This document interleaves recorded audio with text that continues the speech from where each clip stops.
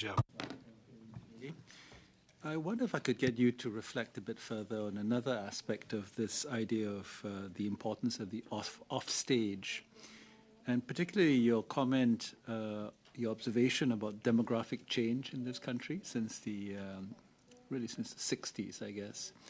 I might observe that it isn't simply that the composition of immigration has changed, but particularly since the 80s and 90s, the type of immigrant that has arrived is also one that's more confident, if I can put it that way. They've come from places that are kind of successful in their own right and up and coming.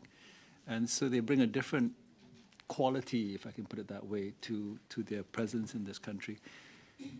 Are you saying that Canada's foreign policy hasn't fully incorporated and internalized the demographic change in the way we do things, in our outlook on the world?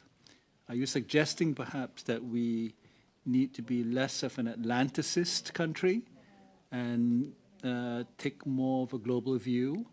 If you would elaborate, that would be much appreciated.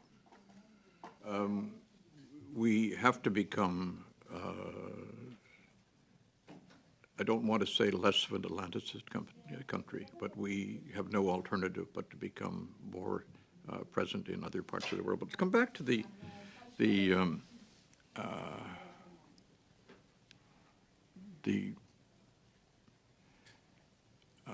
I was surprised when I went to StatsCan and got the figure about the percentage of British Isles French influence at our coming. And I'm going to answer this question in domestic terms, then nationally. I think that we are aware of the statistics. We are wary of the implications. We are not inquiring about the implications enough. And I think we have to do that. And I think there are a number of risks. One of them directly related to the confidence, as you say, of people who are coming here. They are coming here, yes, to learn a new country, but they are not coming here to learn to the degree that their forefathers did. They are coming with a set of views and a set of aspirations and a pride in culture. They do not consider themselves failures to their own culture, on the contrary. And so what needs to be done is to determine where their successes and their culture might affect the country that we want to become, the country that we can become. I'm not an expert on this at all, but I think that that is an area where there is an opportunity for real gain. What do people think of immigrants? Most of us traditionally say, well, my great-grandparents were immigrants, but my great-grandparents were not immigrants from Asia.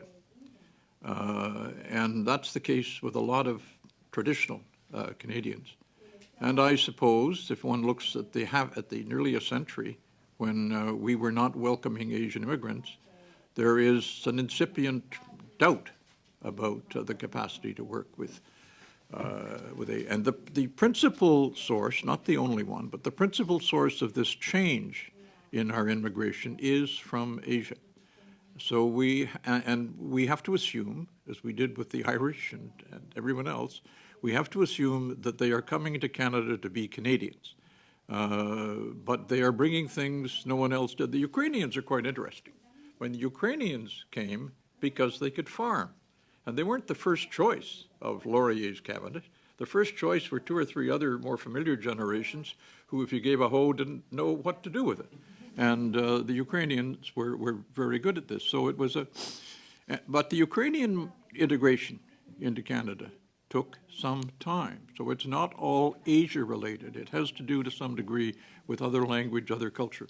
I'm going on too long and I'm aware of this, but I think this is a quite important issue that goes beyond foreign policy but has its impact, its expression in what we can do in the world. Thank you very much, Mr. Clark.